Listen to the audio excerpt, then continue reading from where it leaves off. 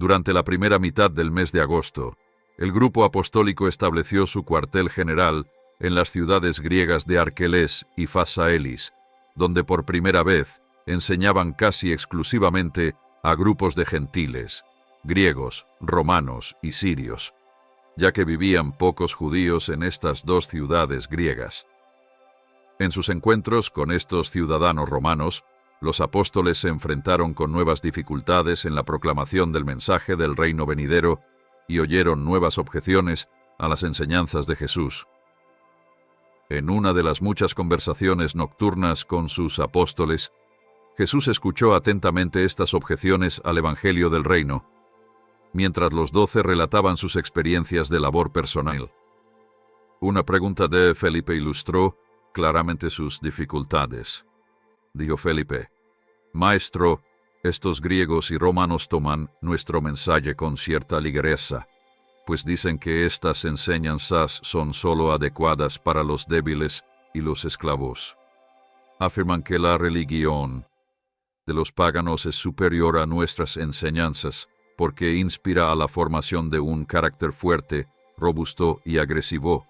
Afirman que queremos convertir a los hombres en seres debilitados, pasivos y sin resistencia, que muy pronto desaparecerían de la superficie de la tierra.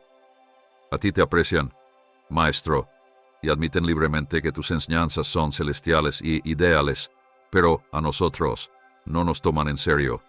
Afirman que tu religión no es para este mundo, que los hombres no pueden vivir según tus palabras. Ahora bien, maestro, ¿qué hemos de decir a estos gentiles?»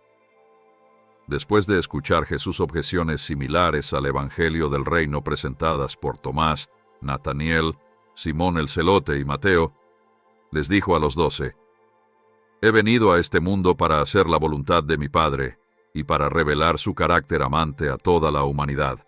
Esta es, hermanos míos, mi misión, y esta es la única cosa que haré, aunque los judíos o gentiles de esta época o de otras generaciones interpreten mal mis enseñanzas. Pero no debéis olvidar que aún el amor divino conlleva una disciplina severa. El amor de un padre por su hijo obliga muchas veces al padre a reprimir las acciones tontas de su hijo imprudente. El hijo no siempre comprende los motivos sabios y amantes de la disciplina restrictiva del padre. Pero yo os declaro que mi Padre, en el paraíso, gobierna un universo de universos por la irresistible fuerza de su amor. El amor es la más grande de todas las realidades espirituales. La verdad es una revelación liberadora, pero el amor es la relación suprema, sean cuales fueren los errores que puedan cometer vuestros semejantes en la organización del mundo de hoy. El Evangelio que os declaro gobernará este mismo mundo en una era futura. El propósito final del progreso humano es el reconocimiento reverente de la paternidad de Dios y la materialización, amante, de la hermandad del hombre. Pero, ¿quién os dijo que mi evangelio solo es para esclavos y débiles? ¿Acaso vosotros, mis apóstoles elegidos, sois débiles? ¿Parecía débil Juan? ¿Me veis acaso esclavizado por el temor? Es verdad que predicamos el evangelio a los pobres y a los oprimidos de esta generación. Las religiones de este mundo descuidan a los pobres, pero mi Padre no hace acepción de personas. Además, en esta época los pobres son los primeros en responder al llamado al arrepentimiento y aceptar la filiación de hijos de Dios. El Evangelio del Reino debe ser predicado a todos los hombres, judíos y gentiles, griegos y romanos, ricos y pobres, libres y esclavizados, y en igual medida a jóvenes y viejos, hombres y mujeres. Aunque mi Padre es un Dios de amor que se regocija en la práctica de la misericordia, no creáis que será cosa fácil y monótona servir al reino. La ascensión al paraíso es la aventura suprema de todos los tiempos, el duro logro de la eternidad.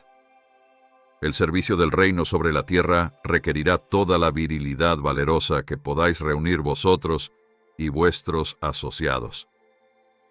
Muchos de vosotros seréis matados por vuestra lealtad al evangelio de este reino.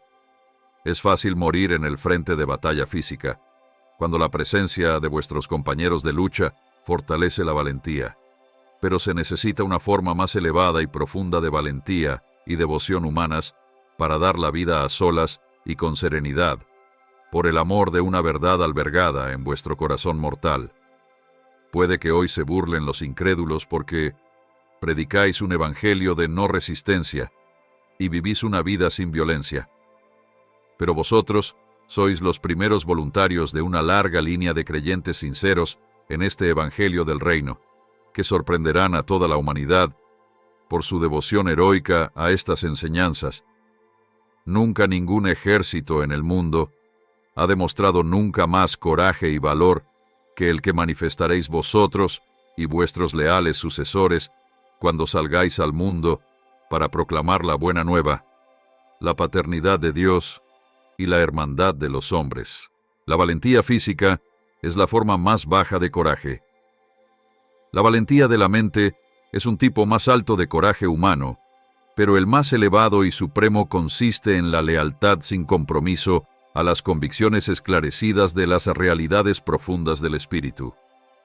Este coraje constituye el heroísmo del hombre que conoce a Dios. Y todos vosotros conocéis a Dios, sois, en toda verdad, los asociados personales del Hijo del Hombre.